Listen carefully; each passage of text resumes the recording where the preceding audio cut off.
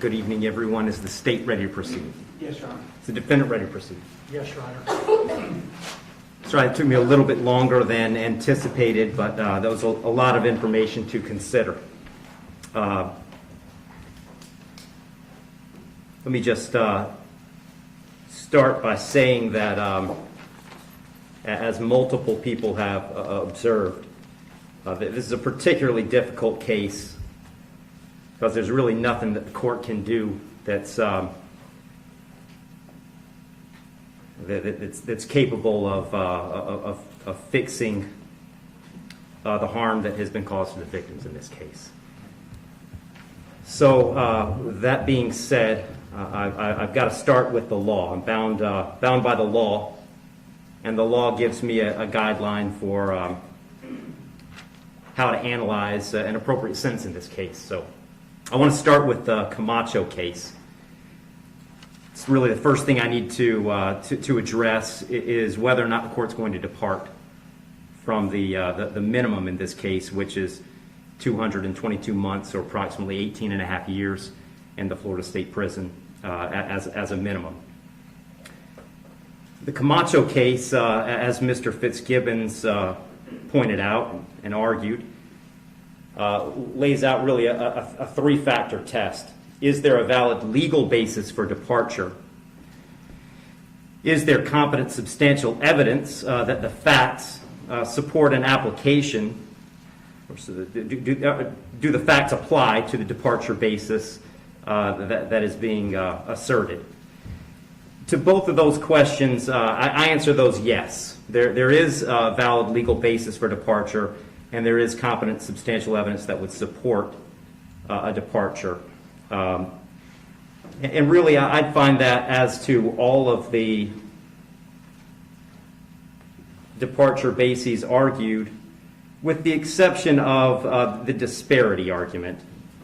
I'll just comment on that one for a moment. The defendant has argued that an available basis for departure is the disparity between the guidelines and the sentence that Mr. Barano got. I don't agree with that. I agree that disparity could potentially be an available legal basis for departure. But in this case, I don't think it applies because I do think that there are important substantive differences between the facts as applied to Mr. Barano and the facts as applied to Mr. Herron. The state's put those on the record. I won't elaborate on it too much other than to say I think that the difference, the age of majority for Mr. Herron is one of those. But mostly I just think that the facts are different as between those two defendants. And so I don't believe that the facts in this case support that as a departure basis because I believe that a disparity in sentence between Mr. Barano and Mr. Herron is appropriate in this case.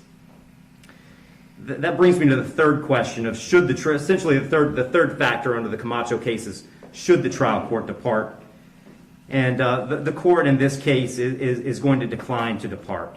So I'm answering that question in the negative. The trial court in this case is not going to depart. And I don't reach that decision lightly. When evaluating an appropriate sentence, I will start with Florida Statute 921.002. It was pointed out several times the primary purpose of the Criminal Punishment Code in Florida is to punish.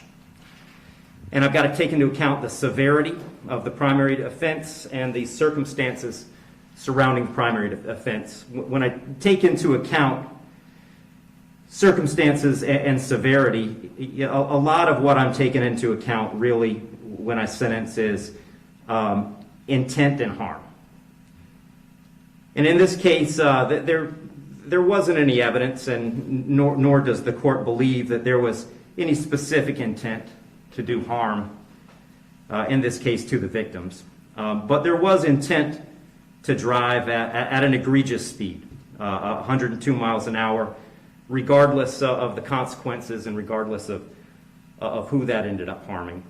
And then the second part of that, the second component, is the harm caused. And in this case, it's just impossible to have greater harm than the harm that occurred in this case, which was the loss of a mother, loss of a baby, and really the loss of a family as it existed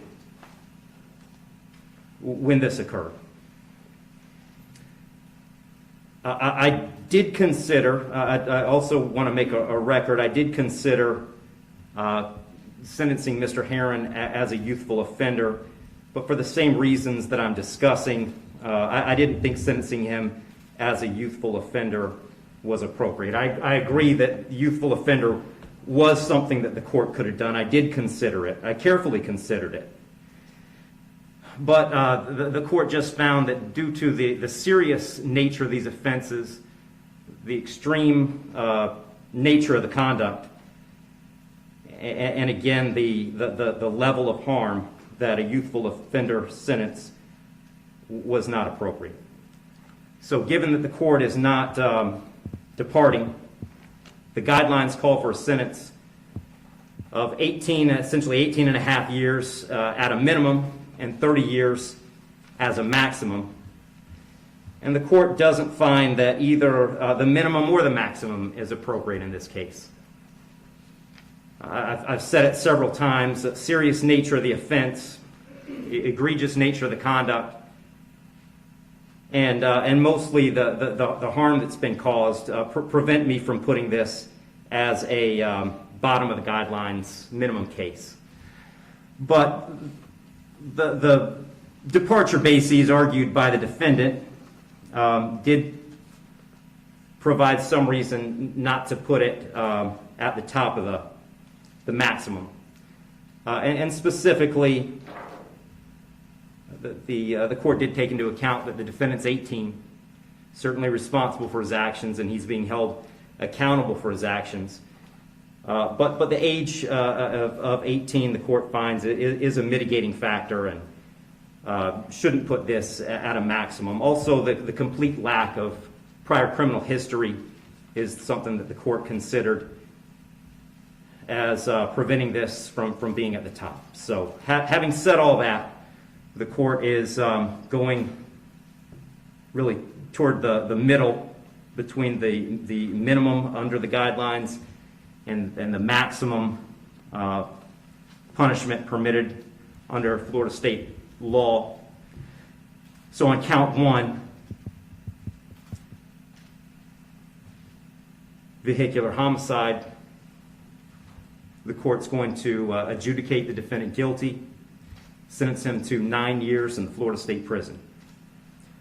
On count two, same charge, court will adjudicate the defendant guilty, sentence him to 15 years Florida State Prison, and that'll run consecutive to count one for a total 24 years Florida State Prison. Count three is a misdemeanor, unlawful racing on a highway, so the court will adjudicate the defendant guilty, sentence him to time served. Give credit for time served, I believe, 2 days. Court will impose mandatory court costs. Mr. Herron, you have given up the right to appeal the determination of your guilt or innocence. You do have 30 days to appeal the sentence of the court. And I'll direct the bailiffs to take Mr. Herron into custody.